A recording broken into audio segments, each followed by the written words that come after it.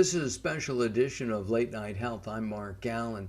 During COVID and with people quarantining, with kids not interfacing with their friends, being taught by Zoom and other technologies, there's a problem in, I guess, going back to school, which they've done now.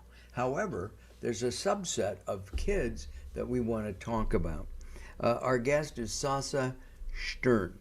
He is the CEO of Goalie, and we're going to find out about summer well-being for our kids so that we can prepare them, I would assume, so they go back to school in the fall. Would that be fairly accurate, Sasha? Yeah, I think uh, of our audience, comprising of neurodiverse kids, I think most families are excited to get their kids back into school. But I've talked to some of our customers who are all moms, and they they've expressed some of their kids have done better at home. And so, not everybody, but most of our families, they're ready to get back to school. You say neurodiverse. Can you Yeah, explain that, please? yeah, absolutely. Neurodiverse really just means your brain works differently, you think differently. It used to be that, well, there's this connotation that if you have a special needs child, that they are also learning disabled or mentally handicapped. And that's just not the case with all kids who have special needs. There's about a third of kids with autism have no learning disability. And I don't know what the proportion is with kids with a sensory processing disorder, but likewise, they have this. Their brain works differently. Their senses work a little bit differently, or sometimes very differently. But they're not learning disabled, and I think that's really the stem of this term of neurodiverse, where you've got neurotypical, where the brain's wired the way we kind of expect a human brain to be wired, and then we've got neurodiverse, where the brain's wired a little bit differently. How did Sasha get into this? I totally just stumbled into this. I've been in the tech scene in Denver and have supported a lot of entrepreneurs in the Colorado region. And I met the founder of Goalie, the inventor. His son had special needs. They were going to behavior therapy, and they learned about visual schedules and behavior therapy. So I'll tell you real quick about visual schedules. They're basically what they sound like. Neurodiverse kids often learn visually. So if you tell them an instruction like go get ready for bed, even though they've done it 1,000 times, they may not know what that means. They don't that instruction doesn't quite compute. So what a therapist will do is they'll break it out into smaller tasks. Go get ready for bed means brush your teeth, put on your pajamas, go find your book. And maybe if they have severe autism, it's not go brush your teeth, it's put the toothpaste on the toothbrush, brush your teeth, rinse your mouth, and so on. And if you show them a visual representation of all of these things, if you show them a visual icon of what brushing your teeth looks like, that actually triggers the brain for them in a different way. So people started putting together these visual schedules for kids. And he learned that his son responded really well to those visual schedules. But he couldn't really find a good tool to do that in terms of software. There's a lot of pen and paper tools and magnets and all these things, but his son really responds to tech. His son loves his tablet. So out of that, the Goalie business was formed, and just by virtue of being around in the technology community in Denver, I was invited to invest in the business, and I thought it was fascinating what they were working on. And over time, I got more and more involved, and eventually became CEO of the business. Wow. Uh, but everybody learns differently. I mean, if you're learning software, some people want a one on one mentor. Um, and I'm talking about, and I'm doing air quotes now, the normal people. Some Mm-hmm. people like to learn with that one on one mentor, others like to read it, others want that visual. Isn't this just part of that, or is it different than that? I think it's along those lines, and I guess this leads back to that original question of, our families excited to get back to school. I think a lot of families realized that that the way school was teaching their kids wasn't the best way for their specific kid to learn, that they found a better way. So COVID gave them that opportunity that they otherwise would have never had to discover how their kid can learn best. Um, I think that people fall into different buckets of learning, and visual learners is kind of this big bucket. Mm-hmm. And the question is, well, how do we give kids tools to learn visually? We give them a lot of tools to learn their academics visually. So reading, writing, math, right? Those are presented to them on a board visually. But if you think about social skills and hygiene skills, when was the last time someone taught someone a hygiene skill visually? And that's what we're helping with in the behavior therapy realm. One of the things that I think is important here is that not all of the neurodiverse kids are necessarily on the, and again air quotes, the spectrum, the autistic spectrum, or are they? No, this is kind of meant to be this big umbrella. And I'm new to the community too, so I don't want to sound too much like an expert in that I don't have a child with special needs. But I think that it was Excuse me. I think every child has special needs, that's true. That's a good point. right? Even when they're older, That's okay? true. Yeah. Everybody. And I also have, and I just talk, okay? So I have no background in this at all. But I think that every human being on the planet is on that autistic spectrum someplace or other. Yeah, I think we're all learning through how do we best interact with the world around us. It's Yeah, a weird thing. yeah, Yeah. exactly. I, I, I think what you're describing and doing now, this is kind of this is what the special needs community is somewhat trying to normalize, which is um, that everybody's a little different. Some kids are more different than others, and let's have a term for them that doesn't necessarily put them down, but just recognizes that they're different. I think that's really where this push for neurodiversity comes from. Um, it's not necessarily a scientific term. There's no definition of who belongs and who doesn't belong. Right. It's a big umbrella. But nobody's normal, right? What is normal? Yeah. Right. What is normal? Yeah. I mean, you're probably good in math because of your tech background, okay? Yeah. And math just, smacked me upside the head in school. Anyway, um, tell us the purpose of goalie. I mean, to me, it sounds like we have goals, and for our kids. Yeah, that was the name of the that was where the name of the business came from, was to help kids reach their goals, or the goals that their parents set for them. Um, the actual mission of the business is to reduce the skill level needed to implement the science of behavior therapy. What we've learned over the last 20 years is that there is a right way and a wrong way of teaching social skills and hygiene skills and these things that a lot of people need extra instruction for. But the science isn't that accessible. And a typical parent isn't going to go get a master's degree in childhood development to learn how to do this. Therapists have all these tools at their disposal. They obviously have a huge amount of training as well. And the question is, can we package those tools in software so that it's just easy? Can we lead someone through a wizard where step by step we can create a routine and display the routine to the child in a way that the science says this is most effective? That's what we're trying to do. And that's really what the founder of the business, the inventor of Goalie, really struggled with. He and his wife went to behavior therapy and they learned about these visual schedules, and then and that their son responds super well visually to things. And then they went home and they tried to implement it, and nothing really stuck. It didn't work.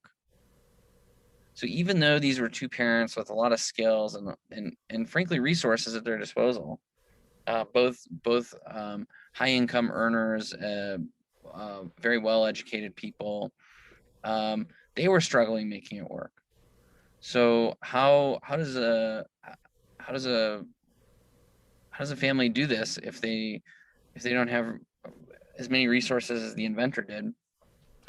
Um, and this is kind of like, And you're talking about the inventor. So there's a technology that was created. well, the technology was a digitization of this thing that therapists were already doing. Okay. So he basically said, okay, this behavior therapist is showing me how to create these visual schedules on pen and paper. What if I make an app for this? And so he made this app, and his son responded really well to the app. But eventually, we ran into another problem, which is that the phone on which the app lived was too distracting for his son, and the app really became counterproductive. Uh-huh. So fast forward to today, Goalie has a web portal for adults. That's where adults log in and do all their business. And then we actually have a dedicated device for kids. And the So device it's looks not an just like a cell iPad. phone. It's not an Android. It's a dedicated unit of some kind. Well, we start with Android and we customize it. Right. It looks just like a cell phone, but we yanked out all the distracting stuff. There's no web browser, there's no app store, there's no social media, there's no multitasking. We took out all these features that Android wants you to use to make you more productive, but for a 7-year-old, they don't help at all. Gotcha. All right. Right? Got it. It seems to me that as we age and people with cognitive learning ability and understanding as they're aging, I think you have a secondary use for your technology in with people with dementia, Alzheimer's, because those, showing a video or a picture of a toothbrush and toothpaste, they may get that. Oh yeah. So you're definitely describing where we're headed. Um, some of our functionality right now is scheduled routines. So for example, you can have a morning routine that starts at the same time every day. And that morning routine could be, you can customize it to be whatever you need, which could be take this medicine, then this medicine, then this medicine, then go bathe, or something like that. And it's not, honestly, I fear that we're almost putting a stigma around it by saying, oh, it's for neurodiverse or for people with dementia or some kind of diminishing brain capability. The reality is I use Google Calendar to keep myself organized on every task. And if I didn't have Google Calendar, I probably wouldn't have shown up to this interview on time. I wouldn't have known where to go, right? And so as a neurotypical adult who has good brain function, I use these types of tools to help me stay organized. And I think it's not far-fetched to think that really kind of like any adult or child could benefit from some basic tools to help them stay on track. It's So it may be like a super calendar. it's I like that term, by the way. You should join our marketing team, super calendar. Yeah, I do. I think of it like a basic calendar, like just one step at a time, Right.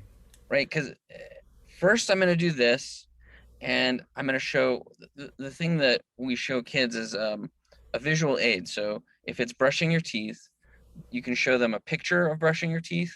We have an icon of a toothbrush, or you can even record a video of brushing your teeth. And then we show a visual timer, which is kind of like a backwards counting clock that changes colors over time. And when you've got that step done, you hit the next button and you see the next step. And so it's not that visual schedules, by the way, are just kind of one part of our software, Sure. but it's kind of like a simplification of the schedule of the calendar to make it so that it works for anyone, whether it be a 4-year-old. We literally have kids as young as 2, by the way, using Goalie, Oh, um, all the way up to an adult, really. Um, we have neurotypical adults using Goalie for physical therapy now, where their physical therapist recorded videos of some stretch exercises. And so what they're saying is, okay, let's do this type of stretch, and you hold your arm like this, and I'm going to hold this position for 30 seconds, and then we'll move on to the next one. and you've So got the clock going and all yeah, that. exactly. I think this is amazing. One of the things that is percolating in my marketing mind here is the fact that this could be an app software for just about everybody. But I know it's been developed for those neurodiverse kids. What percentage of the population is estimated to be neurodiverse?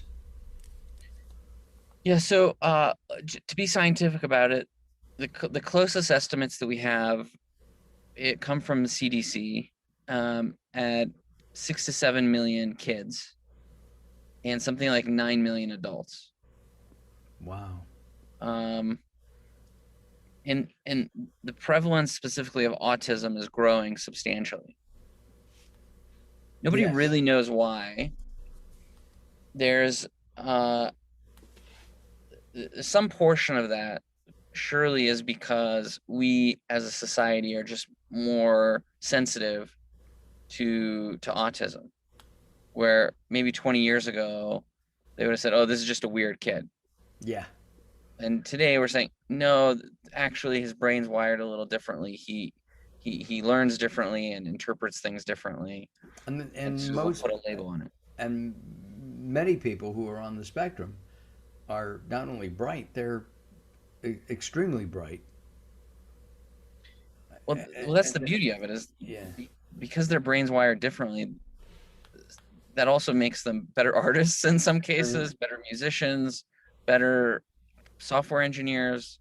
A lot, in particular, a lot of software engineers are kind of known to have Asperger's, which is on the autism spectrum. Um, yeah, it turns out when you think differently, you could solve a lot of the world's problems.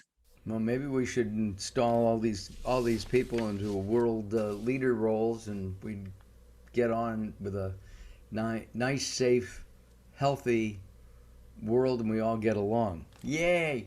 Um, the the with school, with summer, and we're changing again. Okay, the old normal, kids would go to school at either 8 or 9 o'clock. They'd come home at 2 or 3. The last year and a half, kids have been learning for the most part in some kind of internet learning system. Is this going to affect either adversely or positively kids who are neurodiverse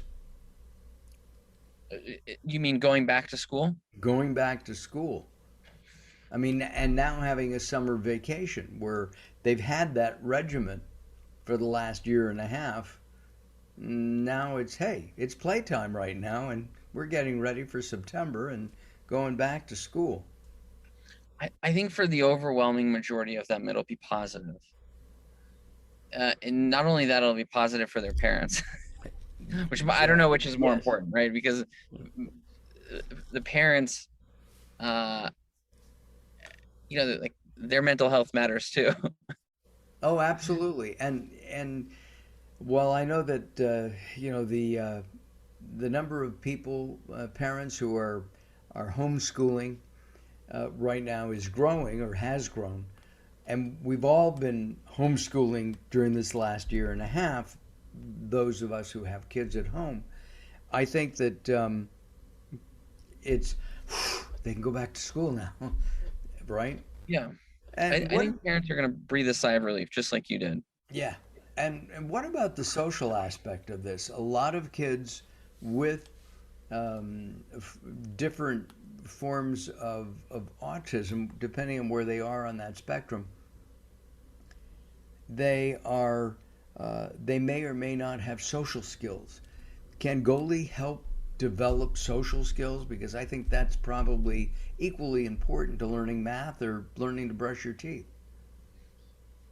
Well, we have a part of our software called behavior skills training, which is a protocol in which therapists use to teach kids social skills.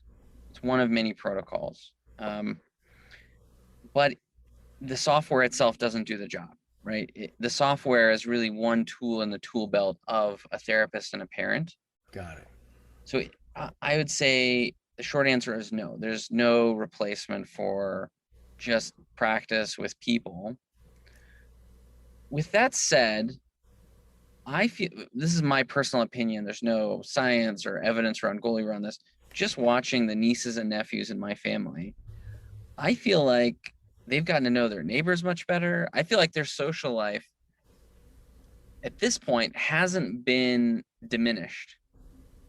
Now, they're not sitting in a classroom with 25 other kids, right? Right. So that's got to be a skill in of itself. But it's not like it's not like they're just locked up at home with their parents. They, they the kids that I interact with seem to have found new friends. Yeah, exactly. And having only 25 people in a class would be a blessing in many parts of the country. Um, where is Goalie going? What do you see happening in its future? So right now, our tools are largely for younger kids, um, and we're focusing mostly on ADHD and autism. ADHD, autism, and sensory processing disorder. Those are the three areas. And so I would say, if you've got a kid who where like the parent feels like they need to nag a lot to get basic things done, and you're kind of wondering why are they not able to do something independently. Goalie currently fills that gap for parents and gives them kind of a system to work inside of. I think where we're going is helping more for teenagers and growing with our customers. We're now at the point where we have customers that bought Goalie when their kid was 10, and they said, okay, my son loves this. He's really dependent on it. We've got good systems inside of Goalie. But this device doesn't look cool anymore. I need to get him a real cell phone. Uh, you, how do we get to the next level? And so a couple of months ago, we actually released an Android and iOS app so that they could stop using our dedicated device, and those kids could graduate onto their own cell phone. And so over time, I think we're going to start developing more and more tools to help teens, young adults, and eventually seniors as well that need help, just staying on track and making sure things get done in a really basic, straightforward way. We'll be building out more tools for them. If people are interested in learning more about Goalie, what is the website? Getgoalie.com. That's GETGOALLY.com. In our service is really straightforward. It's a monthly subscription. There's no contracts, and it's super low risk. We help everybody get on board. If you're thinking, oh well, I'm not so tech savvy or something like that, we'll schedule a Zoom call with you. You need to know how to use Zoom. There's some kind of, you need to have a Wi-Fi connection. You need to be able to use Zoom. But we do a lot to just get families started and help them get off the ground. We know that new software can be intimidating, but And there's you're no based. risk. If it doesn't work, they send it back and no hard feelings. Oh, that's great. That's great customer service. Um, and you're based in Denver, but you can help people really because of Zoom throughout the world. Yeah, we now have customers in Australia and the UK and all over the place. we've really been surprised during the pandemic where orders have been coming from. But most of our customers are US and Canada. Um, that's really our in our backyard. Got it. Uh, and Sasha, last question, and that is, will you come back as you guys develop more and more? Yeah, I'd love to. I think that um, in a year or so we'll have a lot more interesting functionality for adults and seniors, and it'd be really interesting to talk about it in the journey that we go through as we learn about their needs. Well, don't forget us here at Late Night Health, and don't make it a year. Get on Thanks, the, Mark. get on the stick. We need this stuff now. Let's do it.